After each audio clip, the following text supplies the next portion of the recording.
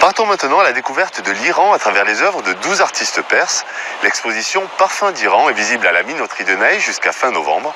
Un voyage que vous proposent Eric Poussard et Elishabeth Gonzalez.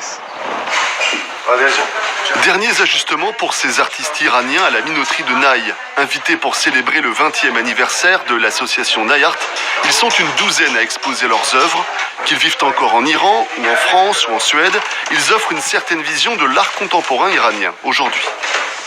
Depuis 40 ans, depuis le changement du régime, nous avons une certaine forme d'art en Iran qui sont assez similaires et acceptées par la société iranienne. Ce que nous cherchons, ce que les autres ne comprennent pas forcément, c'est des choses en profondeur, comme je dis, les racines c'est très important, mais pas l'apparence. Shirin Charoudi a choisi, elle, récemment de partir vivre et travailler à Tbilissi en Géorgie comme un nouveau départ dans sa vie d'artiste. C'est pas vraiment difficile de travailler en Iran, mais on n'a pas une liberté totale de faire ce qu'on veut. Et à cause de la situation du pays, les gens à l'étranger ne peuvent pas voir votre travail. C'est sans doute pourquoi j'ai décidé de partir.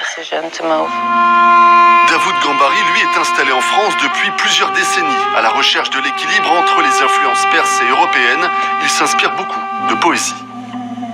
La poésie, c'est extrêmement important en Iran. On se donne des conseils, si vous voulez, par rapport à des sujets qu'on trouve dans la poésie qui correspondent à un tel et tel problème.